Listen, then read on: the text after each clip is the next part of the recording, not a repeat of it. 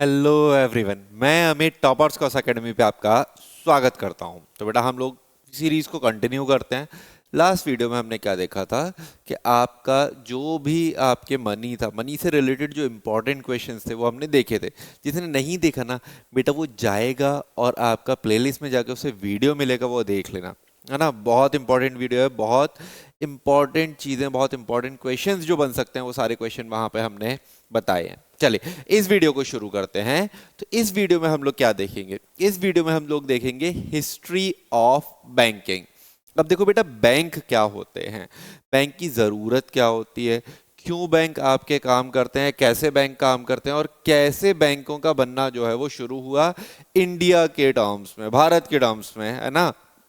वो चीज़ हम यहाँ पर देखेंगे। अब देखो यहाँ पे क्या होता है कि जब आप अपने पास पैसा रखोगे ना, आपने पैसा कमाया, आपने अपने पास पैसा रखा, अब पैसा आप अपने पास रखोगे, हो सकता है आपके पास पैसा आपका सेफ ना रहे, ज़्यादा पैसा होगा तो वो आपका सेफ नहीं होगा। उसी पैसे को सेफ्टी प्रोवाइड करने के लिए, उस पैसे के मैनेजमेंट के लिए आप क्या करते हो, उस पैसे को बैंक में जमा कर देते हो। बैंक में जमा कर देते हो, अब आपका पैसा सेफ रहता है। बैंक आपको उस पर कुछ परसेंट इंटरेस्ट भी दे देता है। बैंक बोलता है आप हमारे पास रखो, हम आपको कुछ इंटरेस्ट दे देंगे जिससे आप हमारे पास रखोगे, आप मोटिवेटेड रहोगे कि चलो हम पैसा अपने पास रखेंगे तो हमें कुछ भी नहीं मिलेगा, लेकिन बैंक के पास रखेंगे तो 2% 3% हमें इंटरेस्ट मिल जाएगा। तो इस वजह से आप बैंक में पैसा जमा करोगे। दूसरा रीजन सेफ्टी का भी होगा कि हाँ भाई सेफ्टी मिलेगी, तो भी आप क्या करोगे, पैसे को बैंक में जमा करोगे, है ना। तो ये हो गया कि बैंक आपका क्या करता है। अब बैंक उन पैसों का क्या करेगा, बैंक उन पैसों को लोन की फॉर्म में दे देगा। बैंक लोन दे देगा। लोन बैंक कितने परसेंट पे देता है सर? 8%, 9% पे लोन देता है। बैंक आपको रेंट जो दे रहा है, इंटरेस्ट जो दे रहा है, वो आपको 2% 3% दे रहा है, लेकिन बैंक लोन कितने परसेंट पे दे रहा है? 9% पे। तो ये जो बीच का 6-7% है, ये बैंक की अर्निंग हो जाती है, जिससे बैंक अपने जो इतने भी खर्चे होते हैं वो निकालता है। ठीक है, तो एक रफ आइडिया आया बैंक का काम क्या होता है कि हमारे जो पैसा होता है उसे मैनेज करने में बैंक क्या करता है, हमें हेल्प करता है, जिससे हम चीज़ों को रेगुलेट कर पाए। अब जाहिर सी बात है, आप बैंक में आपने पैसा जमा किया, तभी तो आप जो है वो जी पे, गूगल पे यूज कर पा रहे हो, फोन पे यूज कर पा रहे हो, पेटीएम यूज कर पा रहे हो, तभी तो आप एटीएम कार्ड यूज कर पा रहे हो, है ना।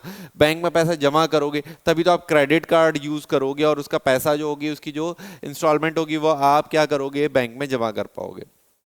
समझ में आ रहा है ना? उसकी इंस्टॉलमेंट कैसे पे करोगे बेटा? पैसे से ही तो करोगे। तो ये जो पैसे का पूरा मैनेजमेंट है ना, उस मैनेजमेंट को चलाने के लिए जो आपने एक इंस्टीट्यूट बनाया, एक संस्थान बनाया, उस संस्थान को हमने क्या बोल दिया?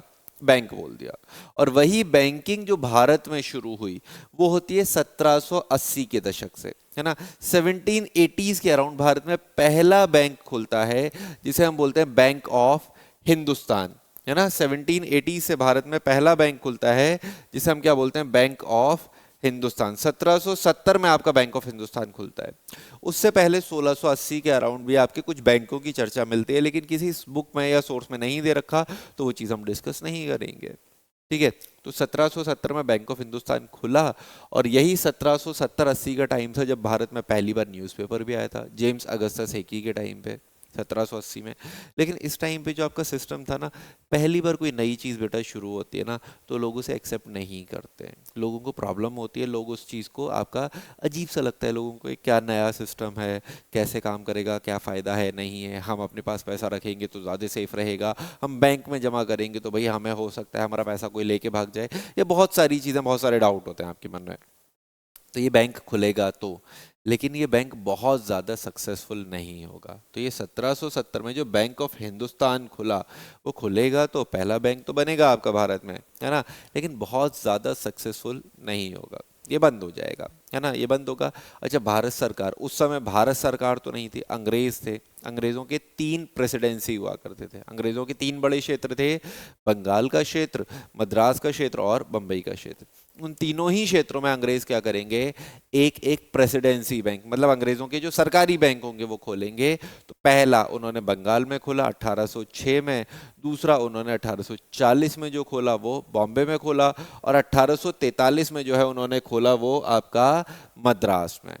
ठीक है, अगर ये 3 ईयर जो हैं 1840, 1843 और 1806, अगर ये 3 ईयर आपको याद नहीं रहते हैं, तो एक छोटा सा ट्रिक है जो ट्रिक ये याद करने के लिए आपका यूज़ करते आ रहे हैं, है ना। मैं भी जब पढ़ता था तब मैंने भी ये ट्रिक जो है वो यूज़ किया था, जिससे मुझे ये तीनों बैंक सीक्वेंस से याद रहता है ना। हम यहाँ पे क्या करेंगे, देखो ट्रिक को थोड़ा सा समझने की कोशिश करना। यहाँ पे आपको ईयर दे रखे हैं 1800 तो कॉमन है ना। यहाँ पे दे रखा है आपको ईयर 06, ठीक है। मैं यहाँ पे पेन का कलर चेंज कर लेता हूँ।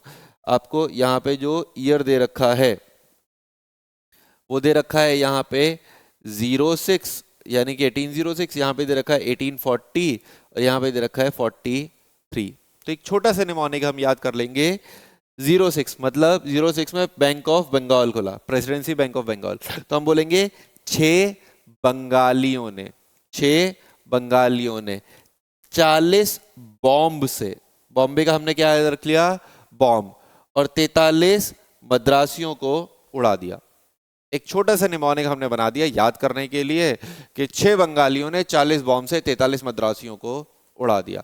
तो हमें यहां से ये क्या याद रखेंगे कि 1806 में प्रेसिडेंसी बैंक ऑफ बंगाल बना, 1840 में प्रेसिडेंसी बैंक ऑफ बॉम्बे, क्योंकि 40 बॉम्ब थे तो 40 में बॉम्बे बना, और 1843 में आपका बैंक ऑफ मद्रास बना, प्रेसिडेंसी बैंक ऑफ मद्रास बना। और यही जो आपके तीनों बैंक थे ना बेटा, यही तीनों बैंक जो होंगे वो आपके मर्ज हो जाएंगे। इन तीनों बैंकों को मर्ज कर दिया जाएगा और ये तीनों बैंक मर्ज होके 1921 में, ये तीनों बैंक मर्ज होके 1921 में आपका एक बैंक बनेगा जिसका नाम था इंपीरियल बैंक। 1921 में एक बैंक बनेगा जिसका नाम था इंपीरियल बैंक, और यही इंपीरियल बैंक होगा जिसका 1955 में नाम चेंज हो जाएगा और नाम हो जाएगा स्टेट बैंक ऑफ इंडिया। आज भी कमर्शियल बैंकों में, वाणिज्य बैंकों में भारत का सबसे बड़ा जो बैंक है वो कौन सा है, आपका स्टेट बैंक ऑफ इंडिया। और ये सरकारी हो जाएगा जब ये आपका इंपीरियल से इसका नाम चेंज होके एसबीआई होगा ना, स्टेट बैंक ऑफ इंडिया, तब इसमें सरकार की हिस्सेदारी बढ़ेगी। और पहले शायद ये प्राइवेट रहा होगा, लेकिन बाद में इसके बाद से 1955 के बाद से ये क्या होगा, आपका एक सरकारी बैंक के रूप में काम करेगा। ऑल्दो ये आरबीआई के शेड्यूल 2 में नहीं आता, आरबीआई के शेड्यूल्ड कमर्शियल बैंक वाली कैटेगरी में नहीं आता, लेकिन ये आपका एक कमर्शियल बैंक है जो भारत का सबसे बड़ा कमर्शियल बैंक है। तो आपको ये मालूम पड़ा कि स्टेट बैंक ऑफ इंडिया कैसे बना, कि सर 3 प्रेसिडेंसी बैंक थे, 1921 में उनका नाम चेंज होके क्या हो गया, इंपीरियल बैंक, और वही बैंक जो है वो 1955 में उनका नाम चेंज होके हो जाएगा state Bank of India, SBI जो है वो आपका बन जाएगा। ठीक है, चलिए कुछ और बैंकों की बात करते हैं। अब ये जो 3 बैंक खुले, इन 3 बैंकों के बाद कुछ और भी बैंक खुलेंगे। जैसे 1865 में जो आपका बैंक खुला जिसका नाम था आपका बैंक ऑफ इलाहाबाद, या इलाहाबाद बैंक जो आपका खुलेगा, इलाहाबाद बैंक बेटा पहला ऐसा बैंक था, फर्स्ट बैंक था जिसमें इंडियंस ने इन्वेस्ट किया था। बैंक जब आप शुरू करते हो तो उसमें कुछ इन्वेस्टमेंट लगता है, तो पहला बैंक जिसमें इंडियंस ने इन्वेस्ट किया था, भारतीयों ने पैसा लगाया था, वो आपका क्या था, इलाहाबाद बैंक। कुछ हिस्सा ही लगा होगा, बहुत कम पैसा लगा होगा, लेकिन जो पैसा यूज किया लगाया था वो कौन सा था, आपका इलाहाबाद बैंक। उसके बाद आपका एक अगला बैंक खुला 1883 में, 1883 में जो आपका 1881 में जो आपका अगला बैंक खुला वो था अवध बैंक। और ये जो अवध बैंक जो था, अवध कमर्शियल बैंक, ये पहला ऐसा बैंक था जो भारतीयों द्वारा संचालित था, है ना। First bank managed by Indian. अगर आपसे क्वेश्चन आता है तो आंसर होगा आपका अवध कमर्शियल बैंक। दोनों में डिफरेंस समझना। पहले पूछा जाए भारतीयों ने पहली बार पूंजी कौन से बैंक में लगाई, इंडिया ने पहली बार इन्वेस्टमेंट कौन से बैंक में किया, इलाहाबाद बैंक। इलाहाबाद बैंक कब ओपन हुआ, 1865 में। अगर आपसे पूछता है कि भारतीयों द्वारा संचालित first bank managed by Indian, तो आंसर क्या होगा, 1881 अवध कमर्शियल बैंक। ठीक है, चलो अब इसी चीज को हम आगे बढ़ाते हैं। अगला आपका 1894 में आपके लाहौर में पंजाब नेशनल बैंक की स्थापना होगी। है ना। और ये पंजाब नेशनल बैंक पहला ऐसा बैंक था जिसमें पूंजी भी भारतीयों की लगी हुई थी और जिसमें आपका मैनेजमेंट जो था, मतलब जो प्रबंधन का काम था, जो यहाँ पे मैनेजमेंट का पूरा काम था, वो भी आपके क्या कौन करेंगे, इंडियंस ही करेंगे।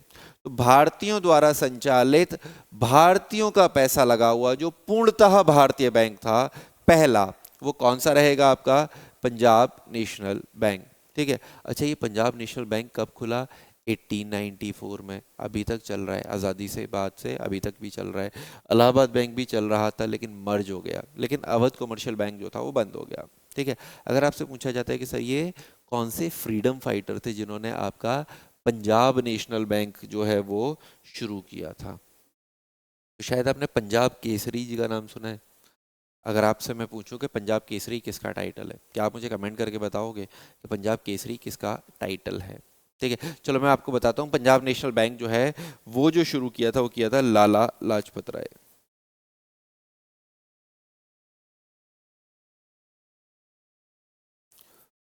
पंजाब नेशनल बैंक है वो जो आपका शुरू किया था वो किसने किया था, लाला लाजपत राय ने शुरू किया था। पंजाब में लाहौर में शुरू किया था उन्होंने पंजाब नेशनल बैंक, जो पूर्णतः भारतीय बैंक था, जिसका संचालन भी भारतीय करेंगे, जिसमें पूंजी भी लगी हुई थी वो किसकी थी, भारतीय की। तो यहाँ तक बैंकिंग सिस्टम आपका आज़ादी से पहले थोड़ा थोड़ा चल के आया। ठीक है। इसी दौरान इसके बाद 1894 के बाद एक बैंक जो हम बहुत डिटेल में आगे पढ़ेंगे भी, 1935 में आपका बना reserve bank of India. Although आपका 1926 में रिजर्व बैंक के लिए सुझाव आया था, लेकिन वो सुझाव आपका फेल हो गया था, वो पास नहीं हुआ था। तो 1934 में दोबारा से सुझाव आया था और 1935 में आपके आरबीआई का गठन हुआ था। हिल्टन यंग कमीशन करके एक आपकी समिति बनी थी जो आरबीआई के लिए सुझाव देगी। आरबीआई हम एक अलग से डिटेल टॉपिक है, तो हम इसे अलग से एक डेडिकेटेड वीडियो में पढ़ेंगे, अलग से एक वीडियो बनाएंगे आरबीआई के ऊपर, क्योंकि आरबीआई आपका सेंट्रल बैंक है। इसके फंक्शन से रिलेटेड कई सारी चीज़ें जो है वो पूछी जाती हैं, मॉनेटरी पॉलिसी, फिजिकल पॉलिसी, या ये सारी चीज़ें आपकी पूछी जाती हैं, तो वो हम अलग से डेडिकेटेड वीडियो में पढ़ेंगे। ठीक है। चलो, यहाँ पे हमें मालूम पड़ा कि हाँ, पंजाब नेशनल बैंक के बाद जो एक इंपॉर्टेंट बैंक बना भारत में 1935 के अराउंड, वो बना आरबीआई। ठीक है।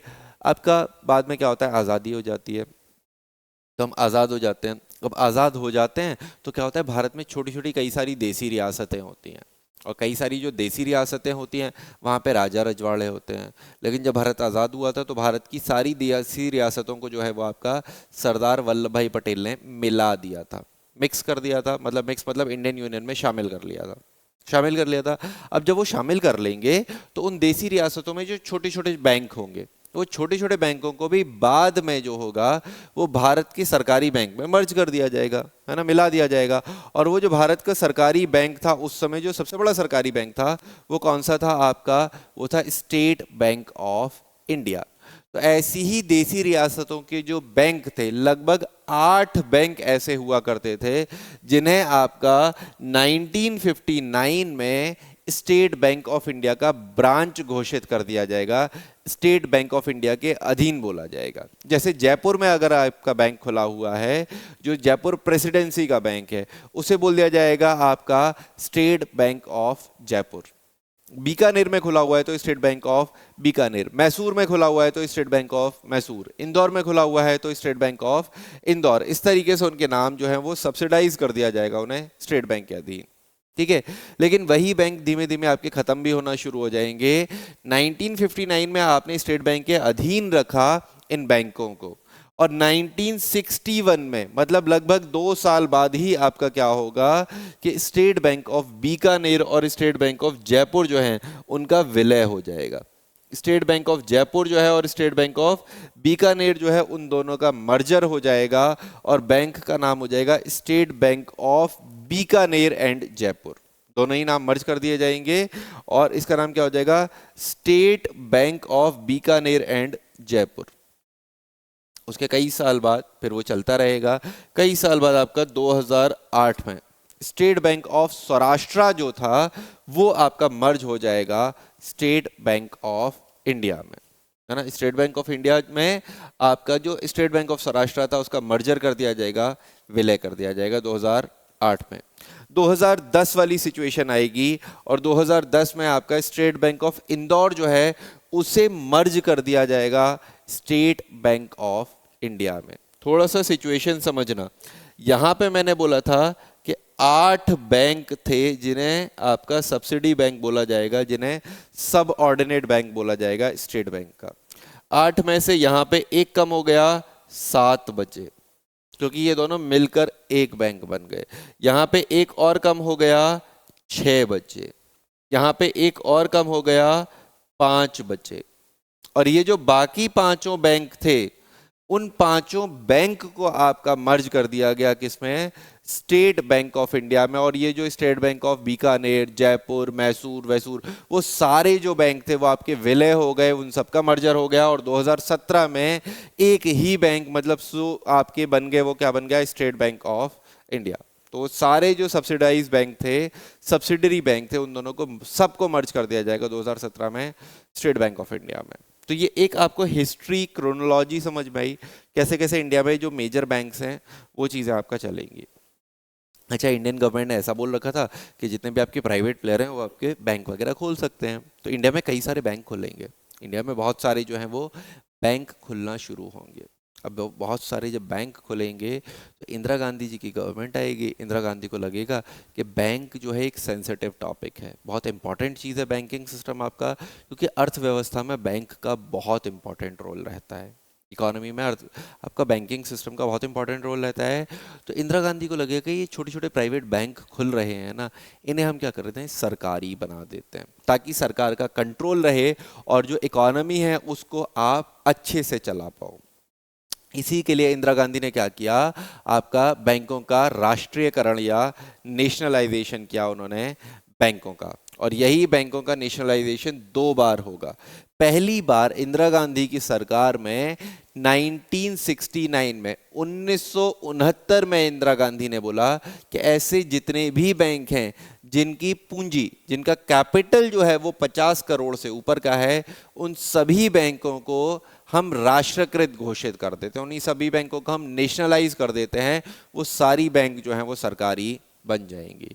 तो यहाँ पे जब देखा गया कि 50 करोड़ से ज़्यादा पूंजी वाले बैंकों को देखा गया तो 14 बैंक ऐसे निकले जिनकी पूंजी जो थी वो 50 करोड़ से थी, ज़्यादा थी, और जिन्हें आपका 1969 में इंदिरा गांधी के द्वारा आपका जो है वो राष्ट्रीयकृत या नेशनलाइज कर दिया गया। ठीक है, तो आपसे पूछा जाए राष्ट्रीयकरण पहली बार कब हुआ बैंकों का, सर 1969 में हुआ।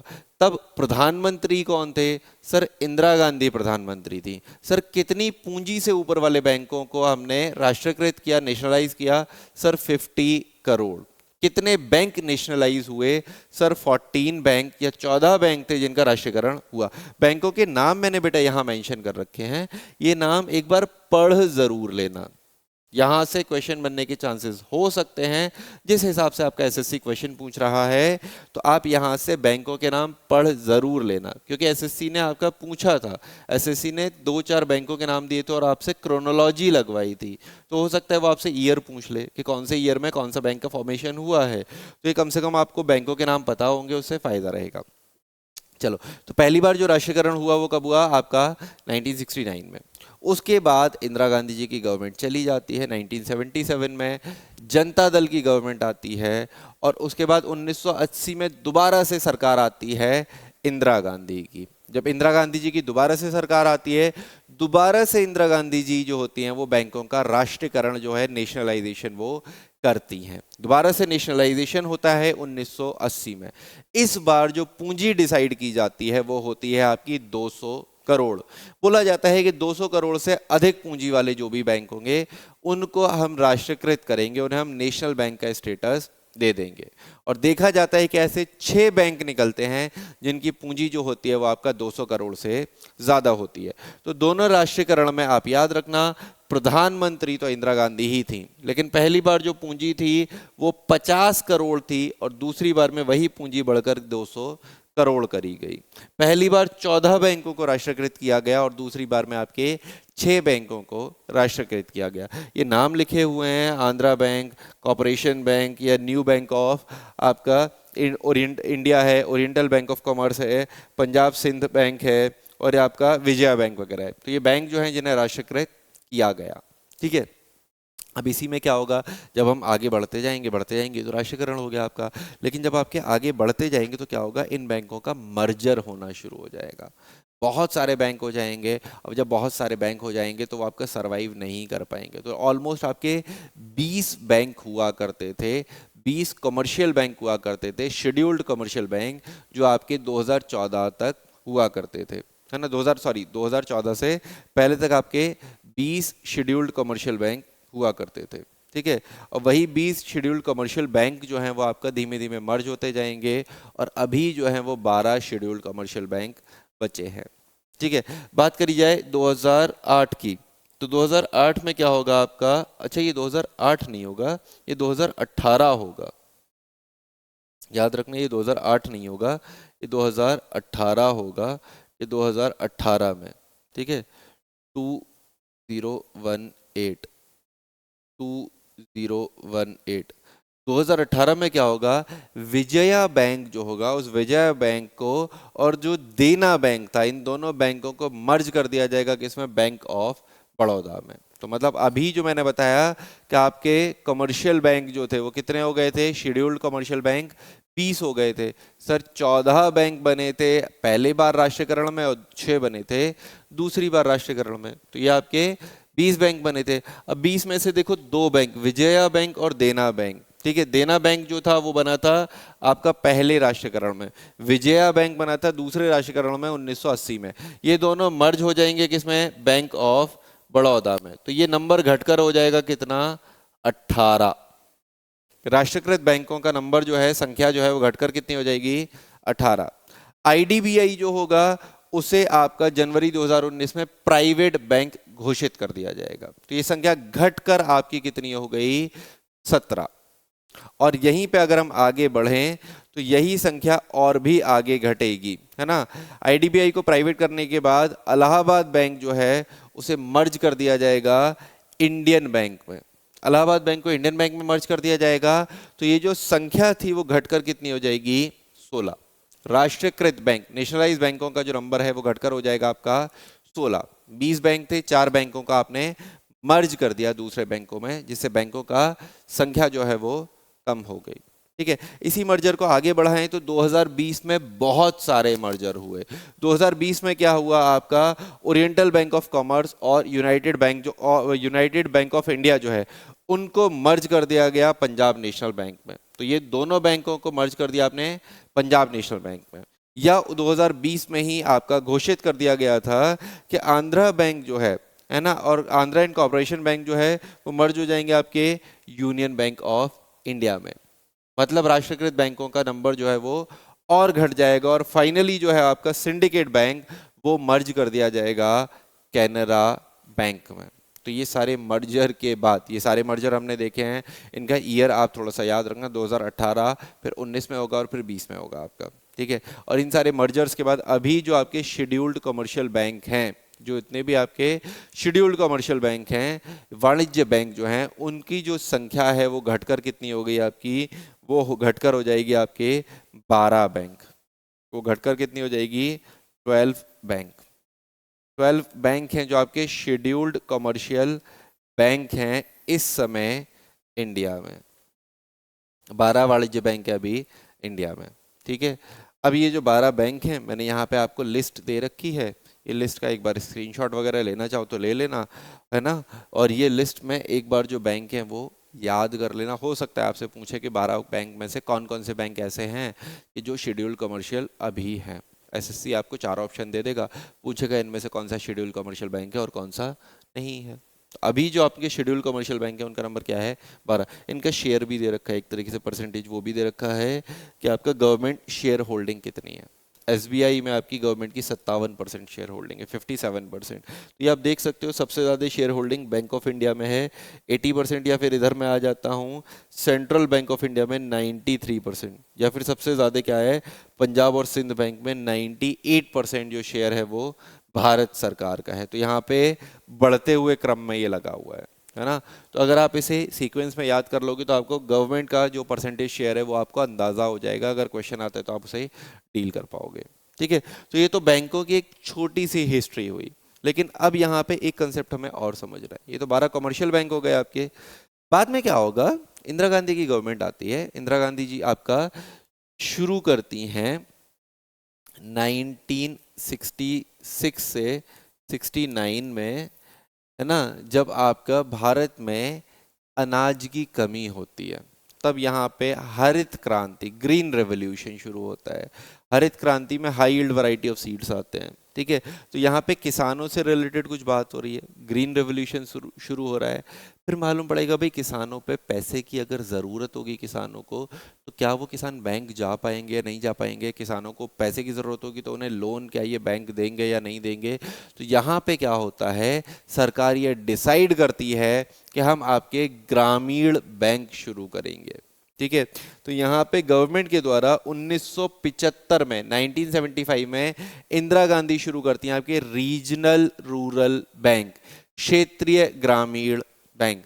अच्छा, ये जो क्षेत्रीय ग्रामीण बैंक शुरू किए गए थे, ये पहला बैंक आपने उत्तर प्रदेश में खोला 2 अक्टूबर, मतलब गांधी जयंती के दिन आपने 1975 में पहला बैंक आपने खोल दिया, यूपी ग्रामीण बैंक, जो मुरादाबाद में आपने खोला था, जो पहला क्षेत्रीय ग्रामीण बैंक था। तो ये बैंक तो आपने खोल दिया, लेकिन इस बैंक के लिए आपने कोई कानून नहीं बनाया था। आपने नहीं बोला था कि इस बैंक को आरबीआई रेगुलेट करेगा, एसबीआई रेगुलेट करेगा, या इस बैंक को रेगुलेट करेगा कौन, इस बैंक को नियंत्रित कौन करेगा, इसे पैसा कहां से मिलेगा, कौन इसे पैसा देगा, कहां कहां पैसा खर्च कर सकता है या क्या कर सकता है, वो कंडीशन है आपने पूरी जो है वो डिफाइन नहीं करी थी। आप चाहते कि किसानों की मदद के लिए हम बैंक खोलते हैं, तो आपने ग्रामीण बैंक खोल दिए। तो ये जो ग्रामीण बैंक खुले थे वो अध्यादेश से खुले थे, वो आपके ऑर्डिनेंस से खुले थे। आरआरबी एक्ट जो आएगा वो इसके बाद आएगा, मतलब आरआरबी का जो अधिनियम पारित हुआ संसद में, अधिनियम वो बाद में पारित होगा, है ना। तो अगर आपसे पूछा जाए कोई ऐसा बैंक है जो अधिनियम आने से पहले बन गया, जैसे आरबीआई का अधिनियम या आरबीआई का एक्ट कब आया था, 1934 में, और आरबीआई का गठन कब हुआ था, 1935 में। लेकिन यहाँ पे आरआरबी क्षेत्रीय ग्रामीण बैंक जो है उनका गठन पहले हो जाएगा अध्यादेश से, और वो जो है उनका अधिनियम आएगा बाद में 1976 में, 1976 में, ठीक है। हाँ, यहाँ पे अब आपका पूछा जाए कि भाई ये जो आपके क्षेत्रीय ग्रामीण बैंक थे ये कौन सी समिति के सुझाव पर बनाए गए थे, तो हम याद रखेंगे क्षेत्रीय ग्रामीण बैंक जो है वो आपका एम नरसिम्हा कमेटी जो थी उनके सुझाव पर आपके क्षेत्रीय ग्रामीण बैंकों को बनाया गया था। नरसिम्हा समिति ने ये बोला कि भाई आप क्या करो, आप चाहते हो किसानों की मदद करो, तो आप एक ऐसा कॉम्बिनेशन बनाओ कि यहाँ पे हम क्या करते हैं कि 15% जो, सॉरी, यहाँ पे हम देखते हैं कि 15% जो शेयर होगा वो किसका होगा, आपका राज्य सरकार का। तो क्षेत्रीय ग्रामीण बैंक जो बनेंगे उसमें जितने भी कैपिटल लगेगी, अगर 200 करोड़ हम उसमें लगा रहे हैं एक बैंक में, तो 200 करोड़ में से 15% जो होगा वो राज्य सरकार जो है उसमें पैसा लगाएगी। राज्य सरकार 15% पूंजी लगाएगी, 50% पूंजी जो है वो आपका केंद्र सरकार लगाएगी। स्टेट गवर्नमेंट जो है वो 15% और आपका जो सेंट्रल गवर्नमेंट है वो आपका 50%। बची जो 35% पूंजी है वो कोई भी आपका जो बैंक है जिसे हम स्पॉन्सर बैंक बोलेंगे, वो स्पॉन्सर बैंक भी जो है वो इसमें 35% पूंजी लगा सकते हैं। इस तरीके से 200 करोड़ इकट्ठा किया जाएगा और क्षेत्रीय ग्रामीण बैंक जो है वो आपके खोले जाएंगे। क्षेत्रीय ग्रामीण बैंकों का काम क्या था, काम था कि किसानों को हम लोन दें जिससे किसान अपनी खेती जो है, अपनी फसलें अच्छी कर पाएं, खेती में पैसा लगा पाएं, और भारत में जो आपका एग्रीकल्चर है वो आपका डेवलप करे, ग्रो करे। और भारत में एग्रीकल्चर में अभी भी 50% जनसंख्या आपका निर्भर है। तो एग्रीकल्चर ग्रोथ होगी तो भारत में आपका 50% जनसंख्या, 50% जनसंख्या जो है उसमें डेवलपमेंट, उसमें विकास के कार्य होंगे, है ना। इसी आपकी मंशा से यहाँ पे आपके आरआरबी क्षेत्रीय ग्रामीण बैंकों को खोला गया। अब जब बाद में एक्ट पास हुआ क्षेत्रीय ग्रामीण बैंकों से संबंधित, आरआरबी एक्ट आपका 1976 में पारित हुआ, तो ये डिसाइड किया गया कि ये जो क्षेत्रीय ग्रामीण बैंक होंगे उन्हें जो संचालित करेगा, उन्हें रेगुलेट करने के लिए एक अलग से बैंक होगा जिसे हम बोलेंगे नाबार्ड, है ना। ये नाबार्ड का फुल फॉर्म बहुत छोटा सा है बेटा, याद करने में लोगों को कई बार दिक्कत होती है। ये कमेंट जरूर करना, कमेंट करोगे या कमेंट ना भी करो तो बेटा लिख लिख के जरूर देखना, ताकि आपको नाबार्ड का फुल फॉर्म याद हो जाए। बहुत लोग जो है इसे आपका कंफ्यूज कर देते हैं।